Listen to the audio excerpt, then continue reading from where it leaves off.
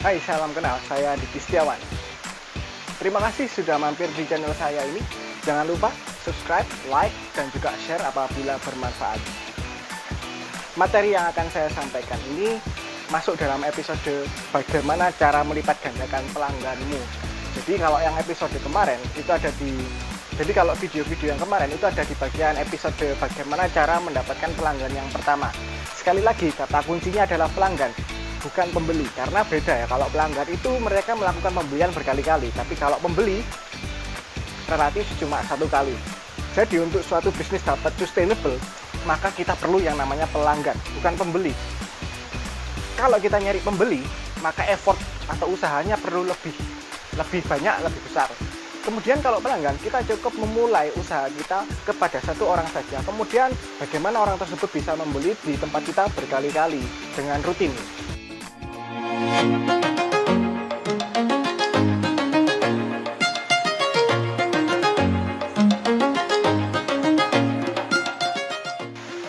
Dengan kita melipat gandakan jumlah pelanggan kita, maka secara nggak langsung kita akan meningkatkan omset kita juga. Karena inti dari usaha atau bisnis adalah penjualan. Ada dua ukuran yang perlu ditekankan di sini. Bisnis apapun, entah itu bentuknya non-profit dan lain sebagainya, diperlukan omset. Nah, ukuran yang utama dalam bisnis apabila bukan non-profit ya, maka ada dua. Yang pertama adalah revenue, yang kedua adalah profit. Kalau kedua-duanya ini nggak ada atau salah satunya nggak jalan, maka ya susah untuk mengembangkan bisnis tersebut. Dan bisa dikatakan bisnis tersebut tidak layak untuk dijalankan. Tapi jika baru saja memulai namun sudah menyimpulkan bahwa nggak ada omset, nggak ada revenue, maka belum tentu bisnis tersebut tidak berpotensi.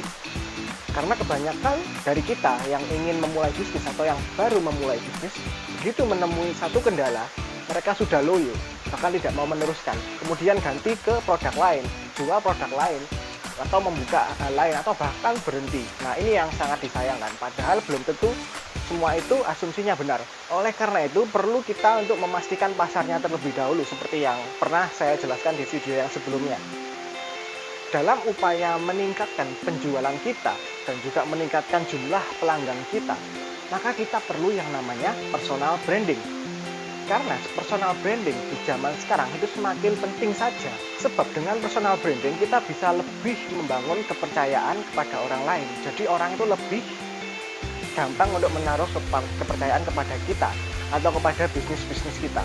Yang saya maksudkan personal branding di sini adalah tujuan utama personal branding dalam konteks bisnis ya, adalah untuk menciptakan persepsi tertentu orang lain terhadap diri kita. Intinya kita berupaya ingin dilihat orang lain itu sebagai apa? Apakah sebagai orang yang tertutup, apakah sebagai seorang entrepreneur, atau apakah sebagai seorang profesional, atau apapun itu terserah. Apapun bentuk personal brandingmu, usahakan relevan dengan bisnis-bisnis yang kamu jalankan atau profesi yang kamu jalankan. Gampangannya personal branding itu seperti ini. Orang lain membicarakan kamu seperti apa di saat kamu tidak ada di situ. Jadi personal branding ini bisa saja positif, bisa saja negatif. Nah, secara nggak langsung juga ketika kita membangun personal branding, kita bakal lebih berusaha untuk memuaskan pelanggan-pelanggan kita. Atau secara nggak langsung kita akan berusaha meningkatkan pelayanan dalam bisnis-bisnis kita. Karena kalau kita sudah membangun yang namanya personal branding, secara otomatis pelanggan itu tahu bahwa bisnis ini milik kita, bisnis A milik kita, bisnis B milik kita. Kalau ada kendala atau ada masalah atau ada tidak kepuasan dari mereka bisa langsung ke kita menyampaikan aspirasinya, keluh kesahnya dan lain sebagainya. Dan itu sangat efektif sekali untuk meningkatkan omset dan bisnis kita. Dengan personal branding juga, maka kita akan berupaya untuk menghindari sesuatu yang melanggar undang-undang dan Pancasila. Jadi memang kita boleh menjual apapun ya, terserah mau jualan apa, mau buka usaha apa, yang jelas jangan sampai melanggar undang-undang dan Pancasila.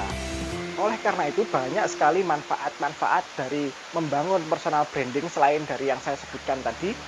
Nah, terus cara membangun personal branding bagaimana? Gampang sekali. Ubahlah feed media sosialmu menjadi konten-konten yang relevan terhadap bisnismu. Nah, saya ada satu kasus yang sangat efektif sekali yang saya ikuti dari awal suatu bisnis ini berdiri.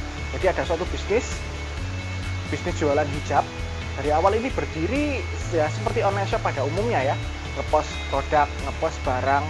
Jadi jualannya itu nggak beda sama jualan-jualan yang lain, yaitu jualan hijab.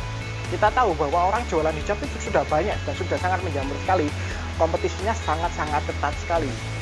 Namanya juga fashion ya. Tapi yang paling unik dari cara dia mendapatkan hati pelanggan, yaitu memberikan inspirasi tentang proses dia dalam membangun usaha tersebut. Dimulai dari dia nyari bahannya gimana, bikin desainnya gimana. Jadi dia utarakan di akun yang lain ya, di akun personal bahkan. Dia mengutarakan perjuangan dia membangun bisnis tersebut. Yang terjadi adalah banyak sekali orang-orang yang terinspirasi oleh cerita-cerita dia. Maka secara nggak langsung orang-orang tersebut men-share setiap postingan dia, kemudian namanya jadi kuat, kemudian dia bisa melakukan promosi apapun karena sudah dipercaya orang. Bahkan dia juga bisa membranding bisnisnya sendiri. Nah, logikanya kan begini. Kalau kita berhasil dalam membangun brand untuk diri kita sendiri, maka untuk membangun brand-brand yang lain itu akan lebih mudah. Kemudian alasan yang paling penting dalam membangun personal branding yaitu kita bisa membuka bisnis lain saat bisnis yang sebelumnya yang kita dirikan itu sudah dewasa. Maka kita untuk membuka bisnis lain lebih mudah, sudah memiliki audiens, meskipun audiensnya nggak relevan, tapi modal untuk mendapatkan audiens itu semakin susah. Yang saya maksudkan begini, ke tahun 2011-an, yang namanya media sosial, yang muncul di beranda itu adalah sesuai dengan waktu posting yang kita follow, yang kita ikuti, yang kita ajak sebagai pertemanan. Nah, dulu seperti itu. Tapi sekarang yang namanya Mark Zuckerberg, pendiri Facebook, kemudian pembeli Instagram, pembeli WhatsApp, dia pengen menciptakan platform yang benar-benar otentik dan original. Oleh karena itu, dia bakal selalu terus berusaha bagaimana media sosial ini menghasilkan konten-konten yang otentik. Kemudian selain kita membangun personal branding, yang harus kita lakukan adalah membangun mindset outsource. Atau umumnya orang-orang bilang itu kita harus membangun sistem. Tapi atau secara umum kalau orang-orang nyebut itu kita harus membangun sistem bisnis. Tapi bagi saya fundamentalnya adalah kita harus membangun mindset outsourcing. Outsourcing ini maksudnya adalah apa saja hal-hal yang bisa didelegasikan untuk dilakukan orang lain, ya kita delegasikan hal-hal tersebut.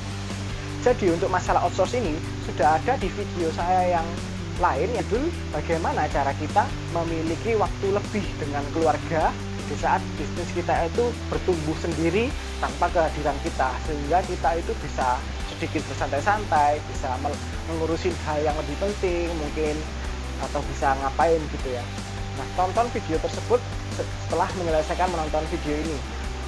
Kemudian yang ketiga, selain membangun personal branding, selain membangun mindset outsource atau membangun sistem bisnis, kita harus mencari karyawan atau orang yang hendak kita rekrut atau yang hendak membantu bisnis kita. Jadi kan kepentingannya adalah untuk membantu outsource ini. Nah, saya juga akan menjelaskan itu di video khusus yang berjudul bagaimana cara mencari karyawan tanpa modal. Bahkan dimana kita memulainya itu tanpa modal, ingin ada yang bantu karena sudah kewalahan mungkin, atau sudah sangat yakin dengan adanya karyawan tambahan atau dengan adanya orang lain selain kita membantu bisnis kita, maka omset dan penjualan bisa meningkat juga. Di video khusus tersebut saya menjelaskan bagaimana kita mencari karyawan gratis tanpa modal. Maksudnya kita tetap menggaji mereka di akhir bulan, tapi untuk mencarinya kebanyakan perusahaan itu menyediakan dana yang tidak sedikit. Namun karena kita bermula dari tanpa modal, atau nyaris tanpa modal, diperlukan strategi khusus, ilmu khusus untuk melaksanakannya. Nah, kemudian yang terakhir, selain kita membangun personal branding, kemudian membangun sistem bisnis, kemudian kita mencari orang lain, kemudian kita yang terakhir adalah bagaimana mengubah orang lain tersebut menjadi tim yang solid. Jadi dari sekumpulan orang-orang yang sudah kita kumpulkan, mungkin usaha kita selanjutnya adalah membangun tim yang solid. Di video yang khusus cara mencari karyawan tanpa modal tadi, di situ sudah saya sebutkan bagaimana menyeleksinya juga, bagaimana supaya tidak mendapatkan orang yang bakal menusuk kita dari belakang gitu ya. Setelah kita mengumpulkan orang yang kita rasa benar-benar efektif dan efisien untuk bisnis kita, selanjutnya kita harus membangun mereka supaya kompak, solid, dan setia terhadap kita. Karena praktek yang terjadi, kenyataan yang terjadi dalam kita merekrut karyawan, mereka bakal berpindah-pindah dari kerjaan satu ke kerjaan dua dan berikutnya. Dan perlu diketahui, itu adalah hal yang wajar terjadi. Jadi kalau bisa nggak usah baper, karena berhubungan dengan orang ya akan seperti itu. Namun satu hal yang pasti, kebanyakan dari mereka bukan menghindari pekerjaannya, melainkan menghindari pemimpinnya atau menghindari kita. Nah, oleh karena itu penting sekali kan membangun tim yang solid. Cara yang paling gampang adalah kita harus menyediakan waktu hadir bersama mereka dan menyediakan apa yang mereka butuhkan, kendalanya seperti apa. Entah diajak ngobrol receh-receh pun juga nggak masalah. Yang penting kita itu ada, biar mereka itu merasa didengarkan, merasa dibimbing dan lain sebagainya. Nah, ini kehadiran yang seperti ini adalah penting di fase-fase awal kita merintis usaha. Biar kita itu mulai belajar merasakan bagaimana sih menjadi mereka, apa saja yang mereka butuhkan. Bahkan kamu pun harus ngerti kebiasaannya si A itu apa, favorit dia apa. Mungkin si B suka drama Korea, si A suka dangdutan dan lain sebagainya. Jadi sampai sedetail itu. Namun jangan sampai mencampurkan urusan pribadi dengan urusan kerjaan, karena nanti jadinya banyak drama. Di antara mereka yang namanya lingkungan kerja, otomatis mereka juga butuh pertemanan. Jadi mereka akan saling sharing, akan saling berkeluh kesah. Nah, usahakan tempat sharing dan keluh kesahnya mereka itu, tempat guyonnya mereka itu ada di kita juga. Jadi jangan sampai kita itu miss akan hal tersebut di fase-fase awal merintis bisnis. Kalau hal tersebut miss, maka waktumu akan habis untuk mengurusi masalah-masalah yang nggak penting yang ada di lingkup karyawan. Jadi itulah satu tips dari saya tentang cara membangun karyawan yang solid dan setia kepada kita. Terima kasih sudah mampir di channel saya. Jangan lupa subscribe dulu, kemudian like, baru share apabila memang bermanfaat. Saya Diki Setiawan, terima kasih.